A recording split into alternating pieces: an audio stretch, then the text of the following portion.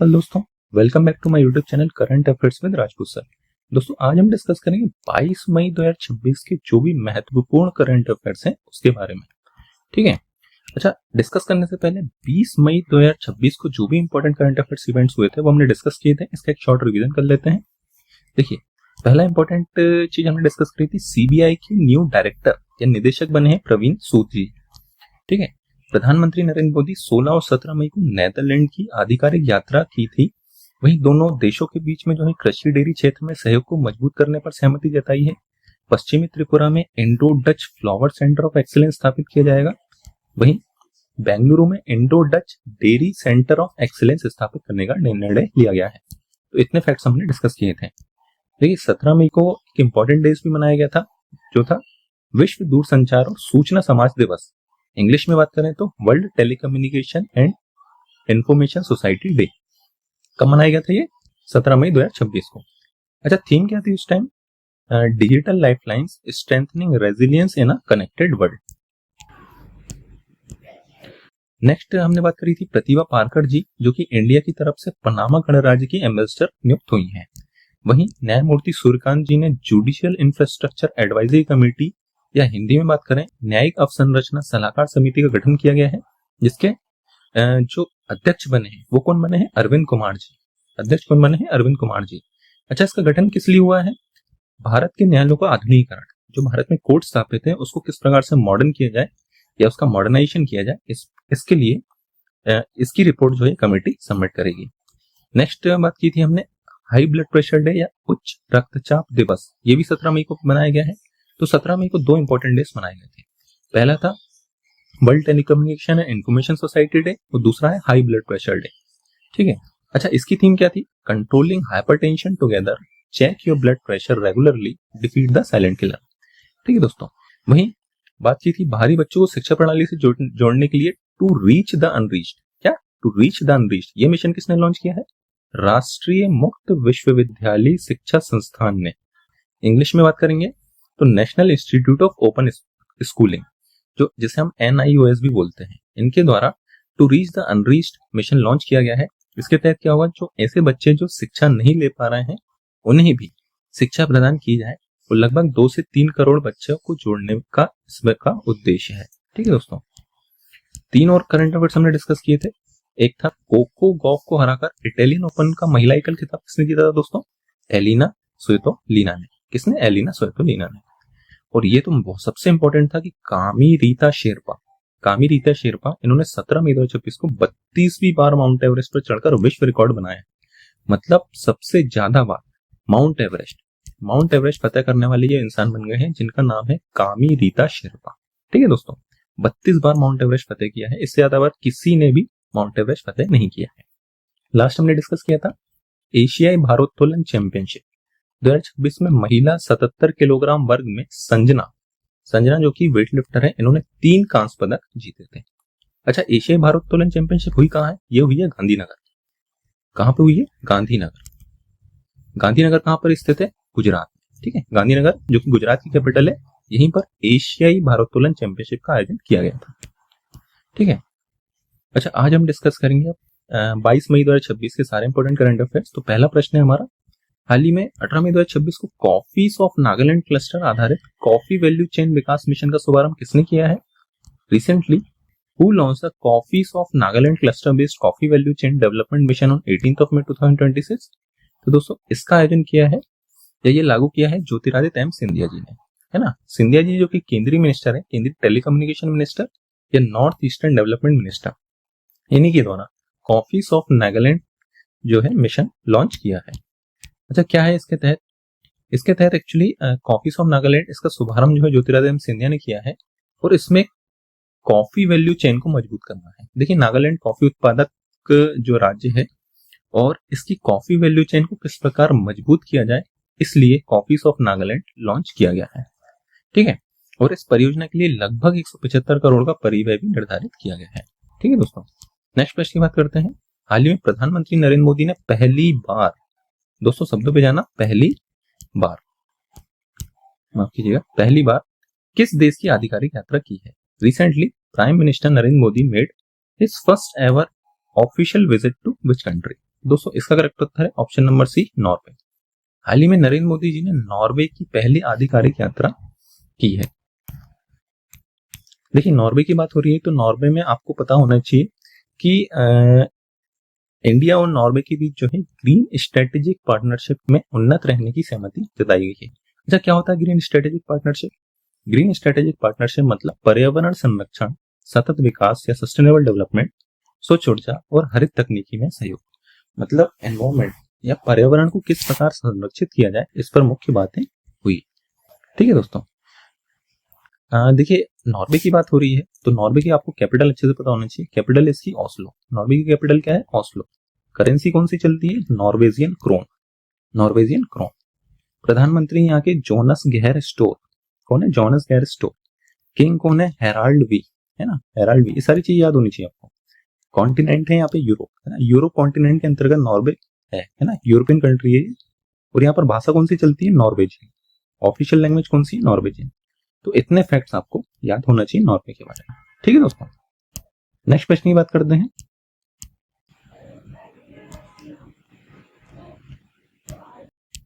हाल ही में 91 वर्ष की आयु में निधन होने वाले मेजर जनरल बी.सी. खंडूरी किस राज्य के मुख्यमंत्री रह चुके हैं? Recently major general B C. Khanduri who passed away at the age of 91 had served as the chief minister of which state? दोस्तों इसका करेक्ट उत्तर है option number B, Uttarakhand. B C. Khanduri या जिनका नाम था भुवन चंद्र खंडूरी जी, ये 2 बार उत्तराखंड के चीफ मिनिस्टर भी रह चुके हैं और हाल ही में उम्र के रहते इनका 91 वर्ष की उम्र में निधन हो गया है। ये फोटो में दिख रहे हैं, यही है बी.सी. खंडूरी जी। ठीक है, और जैसा हमने डिस्कस किया बी.सी. खंडूरी, इनका फुल फॉर्म क्या? भुवन चंद्र खंडूरी। पूरा नाम लिखते थे भुवन चंद्र खंडूरी जी, और ये 2 बार उत्तराखंड के चीफ मिनिस्टर रह चुके हैं। साथ ही राजनीतिक करियर में भी ये राजनेता और सांसद भी रहे हैं। ठीक है दोस्तों, अगले प्रश्न की बात करते हैं। हाल ही में भारतीय वायुसेना में पहली महिला category A qualified flying instructor कौन बनी है? Recently, who became the first woman category A qualified flying instructor in the Indian Air Force? इसका करेक्ट उत्तर है दोस्तों option number C, Sanya. Squadron leader Sanya जो कि इंडियन एयर फोर्स में कमीशन ऑफिसर है, इन्हें category A qualified flying instructor नियुक्त किया गया है। कुछ फैक्ट्स देख लेते हैं कि category A qualified flying instructor होता क्या है। इसमें क्या होता है कि जो फाइटर जेट्स होते हैं, फाइटर जेट्स को जो पायलट्स उड़ाते हैं उनको किस प्रकार बेहतर प्रशिक्षण दिया जा सके। ठीक है, एडवांस फ्लाइंग इंस्ट्रक्शन या उन्नत उड़ान प्रशिक्षण प्रदान किया जाता है। ठीक है दोस्तों, और एक ऐसी विशेष योग्यता है जिसमें एक पायलट दूसरे पायलट को उड़ान प्रशिक्षण देने में अत्यधिक कुशल और विशेषज्ञ माना जाता है। ठीक है दोस्तों, अगले प्रश्न की बात करते हैं। हाल ही में आंध्र प्रदेश सरकार ने अपनी नई जनसंख्या नीति के तहत कितने बच्चों के जन्म पर 30,000 की एकमुश्त प्रोत्साहन राशि देने की घोषणा की है? Recently, the Andhra Pradesh government announced a one-time incentive of 30,000 for the birth of which child under its new population policy? इसका करेक्ट उत्तर है दोस्तों option number C, third child. तीसरा बच्चे होने पर आंध्र प्रदेश गवर्नमेंट 30,000 रुपए की राशि प्रदान करेगी। हाल ही में जो आंध्र प्रदेश के चीफ मिनिस्टर हैं एन चंद्रबाबू नायडू, इनके द्वारा जनसंख्या नीति या पॉपुलेशन पॉलिसी की घोषणा की है। इसका उद्देश्य राज्य में घटती जनसंख्या वृद्धि दर को बढ़ाना। ठीक है दोस्तों, वहीं ये पहल गिरती प्रजनन दर जो फर्टिलिटी रेट्स है इसकी समस्याओं से निपटने के लिए इस पहल की शुरुआत की गई है। तीसरे बच्चे के जन्म पर 30,000 रुपए और वहीं चौथे बच्चे के जन्म पर 40,000 की सहायता प्रदान की जाएगी। ठीक है, तो इतने फैक्ट्स आप याद रखिएगा। अगले प्रश्न की बात करते हैं। हाल ही में भागीदारी सबसे दूर सबसे पहले अभियान किस राज्य सरकार ने शुरू किया गया है? Recently which state government launch the जन भागीदारी सबसे दूर सबसे पहले कैंपेन? तो ये शुरू किया है दोस्तों छत्तीसगढ़ सरकार ने। छत्तीसगढ़ राज्य ने सबसे दूर सबसे पहले जो अभियान है शुरू किया गया है। इसका क्या उद्देश्य है? अच्छा, सबसे दूर सबसे पहले मतलब जो छत्तीसगढ़ राज्य के जनजातीय गांव हैं जो स्टेट से काफी दूर दूर स्थित हैं और जो सरकारी योजनाएं लागू की जाती हैं वो कई बार ऐसा होता है कि उन गांवों तक नहीं पहुंचती है, तो उन गांवों तक कैसे वो सरकारी योजनाओं को लाभ दिया जा सके, इसके लिए सबसे दूर सबसे पहले योजना लागू की गई है। अच्छा, ये योजना 25 मई 2026 तक चलाया जाएगा, जिसमें 8,000 से अधिक गांवों को शामिल किया गया है। मतलब इन इतने गाँव में जो गवर्नमेंट स्कीम है जो लागू है, किंतु इसका लाभ यहाँ के जनजातीय गाँव वासियों को नहीं पहुंच पा रहा है, उस स्कीम को लागू करने के लिए 25 मई 2026 तक ये जो मिशन है लॉन्च किया गया है। ठीक है, क्या नाम है इस मिशन का? सबसे दूर सबसे पहले। सबसे दूर सबसे पहले। जो लाभार्थी हैं, लाभार्थियों को जो स्वास्थ्य, शिक्षा, सामाजिक सुरक्षा, पोषण और पेयजल योजनाओं का लाभ इसमें दिया जाएगा। नेक्स्ट प्रश्न की बात करते हैं। हाल ही में 5वीं एशिया कप ब्रिज चैंपियनशिप 2026 का आयोजन किस राज्य में किया जाएगा? Recently 5th Asia cup bridge championship will be held in which state? तो दोस्तों इसका करेक्ट उत्तर है ऑप्शन नंबर बी, गोवा। हाल ही में गोवा में 5वीं एशिया कप ब्रिज चैंपियनशिप का आयोजन किया जाएगा। ठीक है दोस्तों, अगले प्रश्न की बात करते हैं। हाल ही में किस राज्य ने आनंद विवाह अधिनियम 1909 लागू करने की घोषणा की है? Recently which state announced the implementation of the Anand marriage act 1909? इसका करेक्ट उत्तर है option number C, Sikkim. Sikkim ने आनंद मैरिज एक्ट 1909 लागू करने की जो इंप्लीमेंट करने की घोषणा की है। अच्छा, क्या है आनंद मैरिज एक्ट? इस एक्ट के तहत जो सिख समुदाय, जो सिख सरदार होते हैं, इनके विवाहों को अलग कानूनी मान्यता प्रदान करेगा। सिख दंपति बोलते हैं जोड़े को, पति पत्नी के जोड़े हैं, जो सिख दंपति है अब आनंद कारज समारोह के तहत हुए विवाह का सीधे पंजीकरण करा सकेंगे। आनंद कारज क्या होता है? ये विवाह का स्थान होता है। ठीक है, गुरु नानक जी के सामने जो सिख दंपति हैं आपस में विवाह कर सकते हैं, और इसको कानूनी मान्यता प्रदान करने के लिए आनंद विवाह अधिनियम 1909 लागू किया गया है। ठीक है, और आनंद कारज सिख, जैसे हमने बात करी, सिख धर्म की पारंपरिक विवाह पद्धति है। ठीक है, इसके तहत सिख धर्म के लोग आपस में विवाह करते हैं। ठीक है दोस्तों, नेक्स्ट प्रश्न की बात करते हैं। हाल ही में महिला सशक्तिकरण समिति की अध्यक्ष किसे नियुक्त किया गया है? Recently who has been appointed as the chairperson of the committee on empowerment of women? इसका करेक्ट उत्तर है दोस्तों option number C, Daggubati Purandeswari.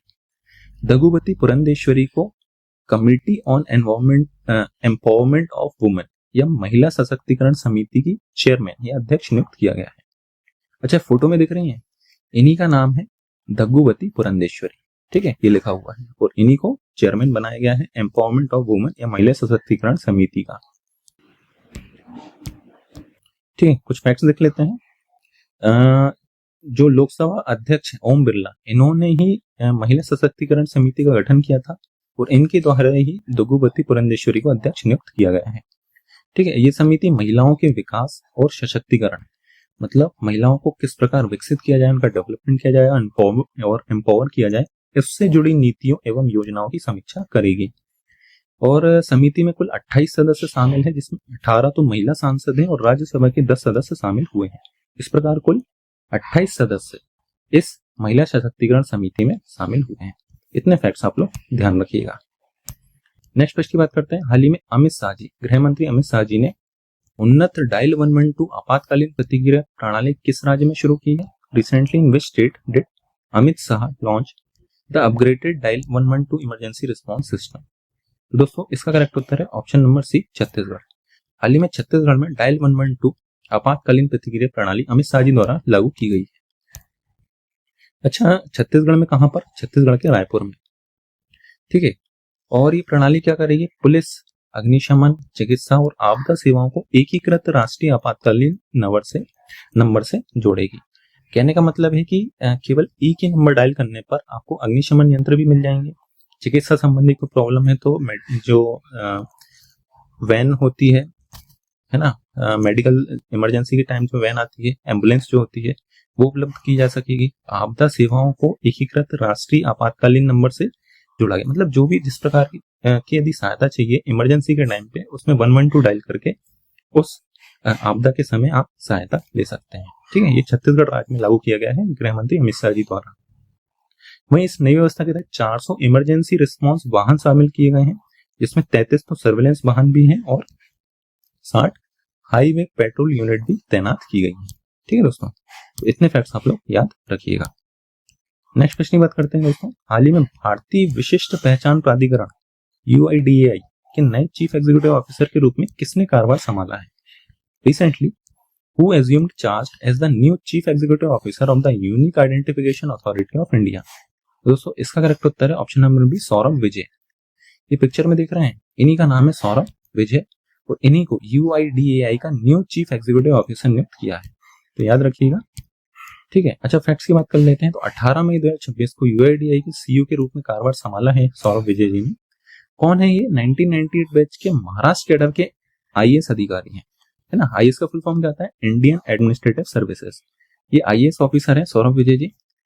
वहीं UIDAI की बात करें तो UIDAI दुनिया की सबसे बड़ी बायोमेट्रिक पहचान प्रणाली है जो आधार का प्रबंधन या मैनेजमेंट करती है।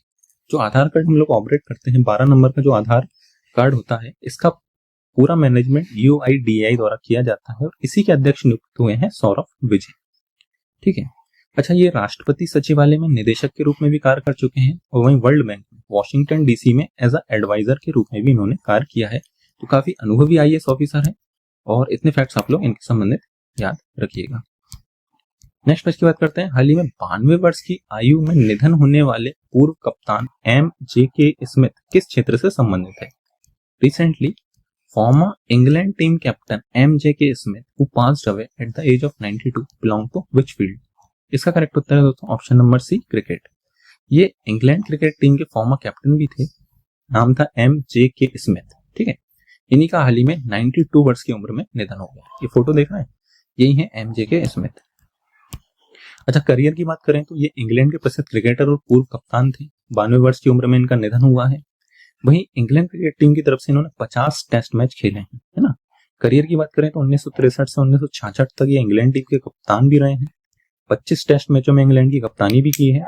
और वहीं क्रिकेट से संन्यास लेने के बाद इन्होंने international cricket council match referee के रूप में भी कार्य किया है। ठीक है, MJK स्मिथ के बारे में इतने कुछ फैक्ट्स आप लोग ध्यान रखिएगा। हाल ही में निधन होने वाली पूर्व भारतीय कप्तान जेनिफर पेस किस खेल से संबंधित है? Recently former Indian captain Jennifer Paes who passed away was associated with which sport? दोस्तों इसका करेक्ट उत्तर है ऑप्शन नंबर B, बास्केटबॉल। ठीक है, ये बास्केटबॉल प्लेयर थी। अच्छा इंपॉर्टेंट ये है कि ये लैंडर पेस जो कि टेनिस खिलाड़ी भारत की तरफ से, इनकी माता जी हैं, है ना। इनका नाम था जेनिफर पेस, जिनका हाल ही में निधन हो गया है। ये पूर्व महिला बास्केटबॉल की कप्तान भी रही हैं। इनका निधन कैंसर से लंबी लड़ाई के बाद हुआ है। वहीं 1972 मुनिच ओलंपिक्स में भारत का प्रतिनिधित्व भी कर चुकी हैं, कप्तान थी और भारतीय महिला बास्केटबॉल टीम की कप्तान तो नहीं है, वो लैंडर पेस की जो है इनकी जो है माता जी थी। ठीक है, तो दोस्तों ये थे आज के सारे इंपॉर्टेंट करंट अफेयर्स। वीडियो अच्छी लगी है तो लाइक, सब्सक्राइब और शेयर करना ना भूलें। Thank you so much.